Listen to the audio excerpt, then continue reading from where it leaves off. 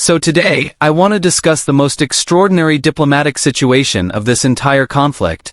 A situation that is almost without precedent in modern geopolitical history. America and Iran negotiate a ceasefire. Pakistan brokers it. The entire world exhales. Markets rally, oil prices decline. And then within hours, a third country, one that was not even a participant in the ceasefire negotiations, demolishes the entire arrangement. Not accidentally.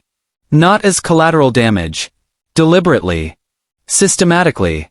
With full awareness of what it is doing and complete confidence that there is nothing anyone can do to prevent it.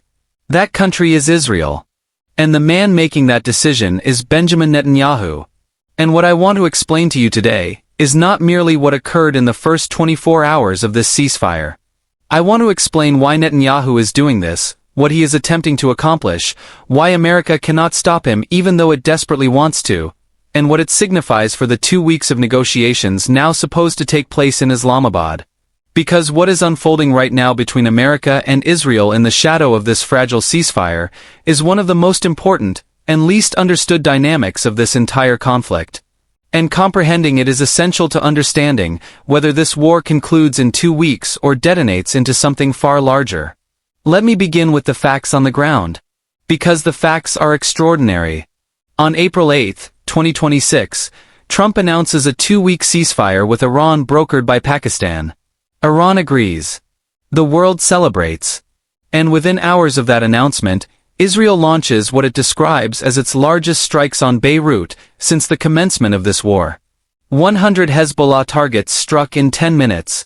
More than 250 people killed in Lebanon in a single day. The Lebanese government declares a national day of mourning. Iran, pointing to these strikes, announces it is suspending oil tanker traffic through the Strait of Hormuz in response to Israeli violations of the ceasefire. The ceasefire that was announced at midnight is effectively shattered by breakfast. Pakistan's Prime Minister Shehbaz Sharif, who brokered the deal and staked his government's credibility on it, publicly calls out violations and urges all parties to exercise restraint. The White House denies that the Strait of Hormuz has been closed again. Iranian state media says it has. Lloyd's List, which tracks maritime shipping data with complete independence from any government, reports that only 3 ships transited the strait in the entire first day of the ceasefire. And Netanyahu, asked about all of this, explains calmly that the ceasefire with Iran does not include Lebanon. That Israel will continue striking Hezbollah regardless of any agreement between America and Iran. That Lebanon is a separate conflict governed by separate rules. And that Israel's security requirements do not pause because Washington and Tehran have decided to talk. So the first question I want to address is this: is Netanyahu legally or diplomatically correct? Does the ceasefire actually cover Lebanon? And the answer is one of the most revealing details of this entire episode. Nobody knows. Because there are 3 different versions of the 10-point Iranian proposal circulating simultaneously.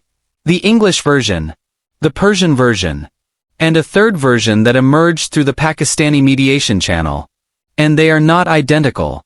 Vice President J.D. Vance acknowledged publicly that there have been 3 different 10-point proposals, and that the confusion between them has created genuine ambiguity about what is actually agreed.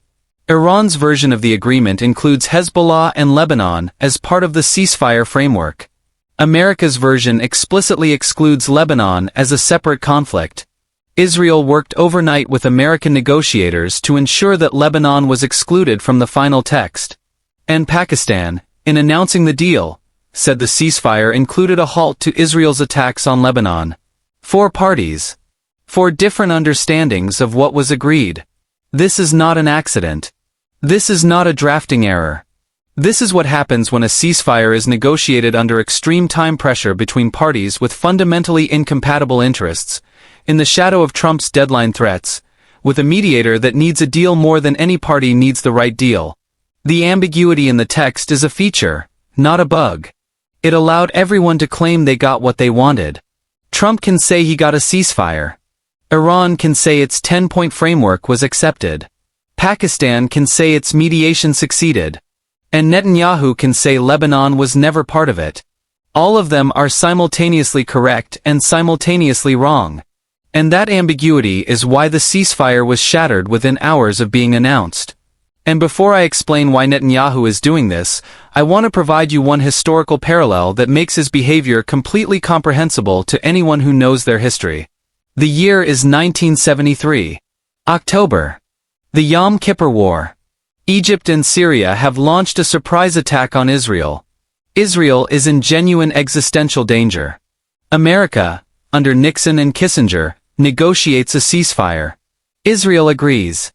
And then in the hours following the ceasefire announcement, Israeli forces continue advancing. They encircle the Egyptian Third Army. They push beyond the lines that the ceasefire was supposed to freeze. Kissinger is furious. He demands Israel stop. Israel continues. Not because Israel does not understand that it is violating the ceasefire, but because Israeli military commanders on the ground make a calculation. The strategic opportunity created by the ceasefire freeze is more valuable than the diplomatic cost of violating it. The encirclement of the Egyptian Third Army gives Israel the leverage it needs to dictate terms of the eventual disengagement agreement. Israel violates the ceasefire deliberately, achieves its objective, and then accepts a new ceasefire from a position of greater strength. Netanyahu has studied 1973. He has studied it his entire adult life. And what he took from it is the lesson that diplomatic agreements are instruments of power, not constraints on power. That a ceasefire is a moment to be exploited by those with the will and the capability to exploit it. And that the ally whose diplomatic work created the ceasefire will ultimately prefer a stable outcome to an ongoing confrontation, even if that means accepting the fait accompli that the violation created. Now let me explain why Netanyahu is doing this. Because I think most analysts are describing his behavior as reckless, as sabotage, as an ally defying its patron in a moment of maximum sensitivity.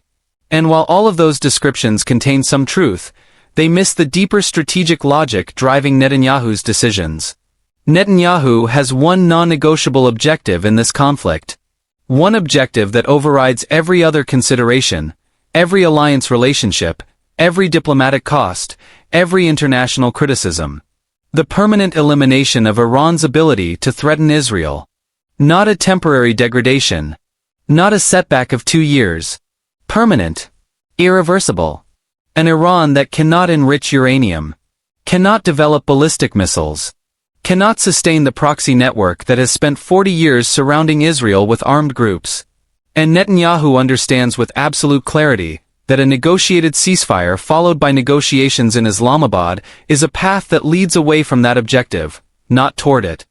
A negotiated settlement that leaves Iran's nuclear infrastructure partially intact, that removes sanctions and provides Iran with reconstruction funding, that legitimizes Iranian influence in Lebanon and Syria and Iraq is, from Netanyahu's perspective, not a peace deal. It is a strategic defeat for Israel dressed in the language of diplomacy. Because every day that passes without the decisive military destruction of Iranian capabilities is a day in which those capabilities recover, rebuild, and eventually threaten Israel again. Netanyahu has watched the nuclear deal of 2015 be negotiated, implemented, and then collapse. He has watched Iran use the diplomatic respite of that deal to advance its nuclear program and expand its proxy network. He is not going to allow the same pattern to repeat. And the way he prevents it from repeating is by ensuring that this ceasefire is too unstable, too contested, too immediately violated to create the diplomatic momentum that leads to a settlement leaving Iran intact. There is also a domestic dimension to Netanyahu's calculations that most international coverage completely ignores. Netanyahu is not operating in a political vacuum in Israel. He is leading a coalition government that includes ministers whose positions are so far to the right that any ceasefire with Iran under any terms is politically unacceptable to them. Ministers who have publicly called for the permanent occupation of parts of Iran. Ministers who see this war as an opportunity to reshape the entire regional order in Israel's favor, and who view any negotiated outcome that leaves Iran intact as a betrayal. Netanyahu is not just managing his relationship with America and Iran. He is managing a coalition that will collapse if he is seen as accepting a ceasefire that allows Iran to survive this war with its core capabilities and its regional influence intact. The strikes on Lebanon are not just a strategic calculation. They are a political signal to the right flank of his coalition that he has not gone soft, that the war continues, that Israel's objectives have not been abandoned, that the ceasefire is a pause in American operations, not a pause in Israeli ones. Understanding that domestic Israeli political dimension is essential to understanding why Netanyahu cannot moderate his approach even if he wanted to. His government's survival depends on continuing to demonstrate the very behavior that is breaking the ceasefire. And this brings me to the most important and most uncomfortable question of all. Can America stop him?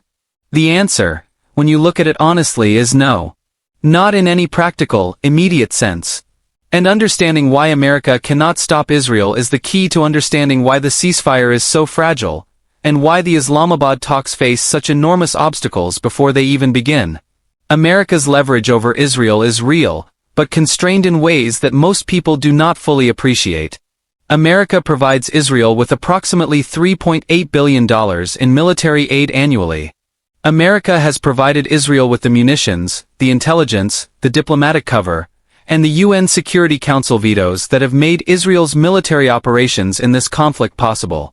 American power is what has allowed Israel to operate against Iran with the kind of sustained intensity that 40 days of strikes represents. In that sense, Israel is deeply dependent on America. And America has real leverage. But here is the constraint. That leverage is not usable in the way that leverage of a great power over a small ally might normally be usable. Because Israel is not a normal ally. And the American-Israeli relationship is not a normal alliance relationship. It is a relationship that has been so deeply embedded in American domestic politics, in the institutional commitments of both political parties, in the cultural and religious connections that tie significant portions of the American public to Israel, that threatening to condition or reduce that support extracts an enormous domestic political price from any American president who tries. Trump understands this better than almost any politician in America. He knows that the constituency that most enthusiastically supports his maximum pressure approach to Iran is the same constituency that most enthusiastically supports unconditional American support for Israel. He cannot threaten Israel without threatening his own political base. He cannot condition American military support for Israel without creating a political firestorm that would consume his presidency. And so he finds himself in an extraordinary position. He has negotiated a ceasefire that requires Israeli compliance to function. He has no practical mechanism to compel that compliance. And Netanyahu, who understands American domestic politics at least as well as Trump does, knows this. Netanyahu knows that Trump's threats, his expressions of disappointment, his calls for restraint carry no real consequences. Because the one thing Trump cannot afford politically is to be seen as the American president who abandoned Israel. That knowledge is Netanyahu's most powerful lever. And he is using it. Let me now examine what this means for the Islamabad talks that are supposed to begin on April 10th. Because the talks are happening, or at least delegations are moving toward Islamabad. But the conditions under which those talks are beginning are so compromised by what happened in the first 24 hours of the ceasefire, that their chances of producing a meaningful outcome need to be assessed with complete honesty. Iran is arriving at those talks having publicly declared that the ceasefire was violated by Israel on its first day. Having closed the Strait of Hormuz again in response. Having accused America of complicity in those violations. Iran's negotiating position, which was already maximalist, has been hardened by what happened on April 8th. Iran's argument at the table is going to be simple. We agreed to a ceasefire. Israel violated it. America did nothing to stop Israel. How can we negotiate a permanent settlement with a partner that cannot or will not enforce the agreements it negotiates? That argument is not wrong. And it is an argument that the Pakistani and Egyptian mediators cannot easily counter, because they know it reflects what actually happened. America is arriving at the talks having publicly accepted Iran's 10-point framework as the basis for negotiation, with J.D. Vance awkwardly explaining that one of those frameworks was possibly written by ChatGPT, with its key ally conducting strikes that directly undermined the ceasefire within hours of its announcement, and with the Strait of Hormuz again in a state of contested opening. America's negotiating position has been weakened, not by Iranian pressure, but by Israeli action. By the actions of its own ally. And the Israeli government is not at the table in Islamabad. Netanyahu explicitly excluded himself from the framework. Which means the talks are going to attempt to negotiate a regional settlement that excludes the party that just demonstrated it can demolish any regional settlement on its own initiative at any time. That is not a foundation for durable agreement. That is a recipe for the kind of partial, ambiguous, temporary arrangement that produces another cycle of the same conflict in different form. And I want to add one more dimension before I tell you what actually happens next. Because what Netanyahu is doing to the ceasefire has consequences that extend far beyond the immediate military and diplomatic situation. It is providing the entire watching world with a lesson about the nature of American power and American alliance management that is going to shape global politics for years. Every nation watching this situation is absorbing the same information simultaneously. America negotiated a ceasefire. Its ally immediately violated the terms of that ceasefire. America was unable or unwilling to compel compliance. The ceasefire began to unravel within hours. The lesson that China draws from this, as it watches how America manages or fails to manage Israel, is a lesson about the limits of American alliance discipline. If America cannot make Israel comply with a ceasefire that America itself negotiated, what does that say about America's ability to coordinate allied behavior in a crisis over Taiwan? The lesson that Iran draws is a lesson about American credibility as a negotiating partner. If the agreements America makes can be undermined by a third party that America cannot control, what is the value of any agreement with America? The lesson that Russia draws is a lesson about the gap between American diplomatic ambition and American practical leverage. These lessons, being absorbed simultaneously by every major strategic actor in the world, are accumulating into a picture of American power that is fundamentally different from the picture that existed before this war began. So what actually happens next? Let me give you my honest assessment. The Islamabad talks produce something. They produce something because all parties need to produce something. Pakistan needs to show its mediation succeeded. Iran needs to show it achieved diplomatic gains. America needs to show it ended a war that was becoming domestically unsustainable. Something gets written down. Something gets called a framework or a roadmap or a basis for further negotiation. But that something will contain the same ambiguities about Lebanon, about Israeli compliance, about the ultimate status of Iranian nuclear infrastructure that made the ceasefire text simultaneously acceptable to everyone and violated by everyone. And in the weeks that follow those talks, as Iran begins to understand that the sanctions relief it was promised requires congressional approval that Congress will not provide, as Israel continues its operations in Lebanon and potentially resumes strikes on Iranian territory when it judges the moment is right, as the proxy network that was supposed to be addressed by the broader regional settlement continues operating, as the nuclear question that was the original justification for this entire war remains unresolved, the framework that everyone called peace will begin to unravel. Not dramatically. Not with a single decisive moment. But piece by piece, violation by violation, accusation by accusation. Until the 2-week ceasefire becomes a 45-day negotiation phase, becomes an open-ended diplomatic process that resembles the post-Korea armistice more than the post-World War II settlement. A frozen conflict. A managed instability. A war that has formally ended but practically continues. In lower intensity, more distributed, harder to see and harder to stop forms. That is the most likely outcome of what Netanyahu has set in motion. Not a return to full-scale war immediately. But not peace either. Something in between that nobody wanted and that nobody designed, but that emerges from the collision of incompatible interests, insufficient leverage, and the fundamental reality that America cannot control its most important ally in the region. Subscribe for more analysis of this conflict.